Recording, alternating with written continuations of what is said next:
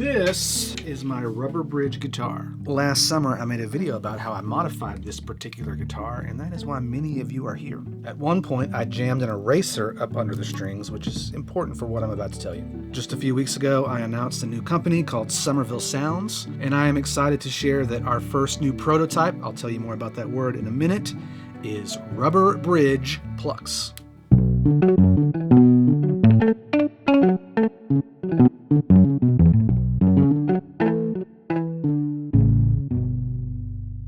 We want these sounds to be accessible to all of you, so they are free or pay what you want. These are simple sounds. If your bank account is empty, zero is fine. But if you've got a little extra cash, starting a company can be expensive. It seems like every day there is more money to spend, so we will greatly appreciate your support. I've released a number of these prototypes over the past 4 or 5 years, but last fall, after we decided to go for this, I took them all down so that we could release them in a brand new dedicated plugin that does not require contact. There are no controls on the front page, but when you go to page 2, you can dive in and customize it a little bit. I keep saying we because somehow I convinced Hunter Rogerson and Owen Bolig to join me on this. We all connected through the piano book community, and I reached out as soon as I could because it was an obvious fit. We all have this history of making a lot of stuff for free for all of you, so it only made sense that we would join forces on this. I recorded a Zoom meeting of us talking about this entire process, and that will go on the Somerville Sounds YouTube page. So go find that in the description and like and subscribe. Why the name Prototypes? A few years ago, my son and I took a class, an online class from Mark Rober.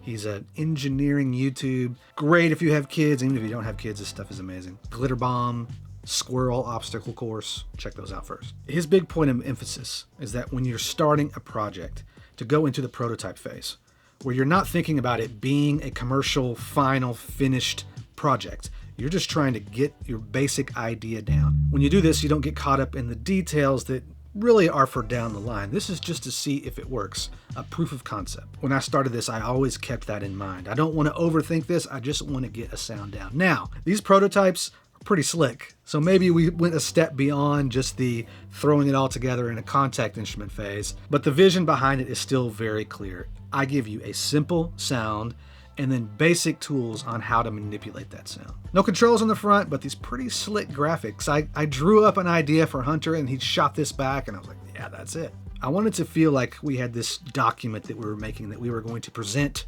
to backers or you all to see if this was worth continuing on with and developing. A key part of the sound of this instrument is the eraser jammed up underneath the strings, and you can see it here. And on page 2, you can see basic controls. We discussed this quite a bit. Sometimes we argued.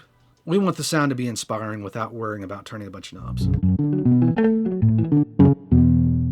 You are hearing the rubber bridge guitar with flat wound strings, so they don't resonate as much, with the rubber bridge and the eraser jammed up underneath the strings. The sound was killed 5 times in this process. So what you get is a sound that's not really an acoustic guitar sound. I wouldn't know where to start when it comes to sampling an acoustic guitar.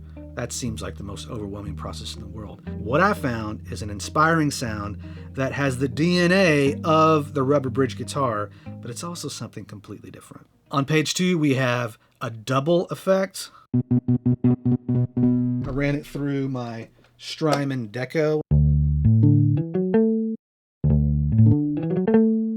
Then we have a filter,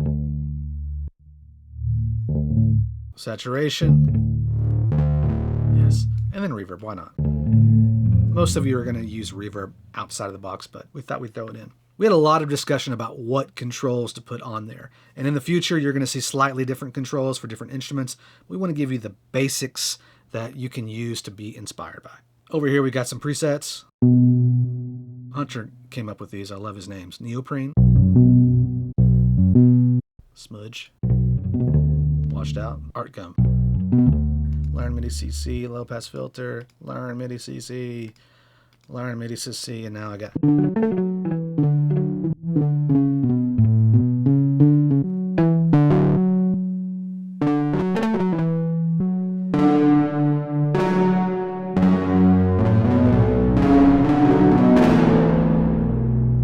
Notice if I play short notes, they're short. If I play long,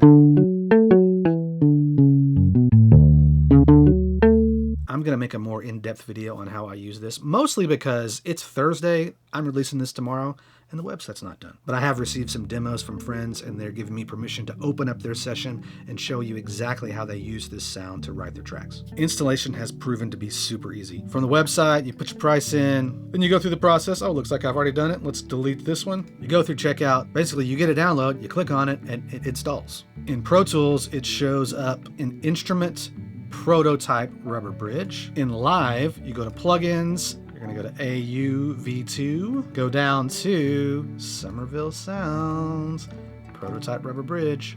Look at that. In Logic, go down to AU Instruments, Somerville Sounds, Rubber Bridge Prototype. There's just something cool about having our own folder. At some point in the next week, over on the Somerville Sounds YouTube page, there's going to be a video of how Hunter has used the Rubber Bridge. I've got to get back to finishing the website. If I could go back to November, I would beg, borrow, and steal the money and just pay somebody to make this thing. But I thought, I'm a software guy. I can figure this out. WordPress, Elementor, WooCommerce, if you know what I'm talking about. If you want to learn more about Somerville Sounds, watch this video. Talk soon.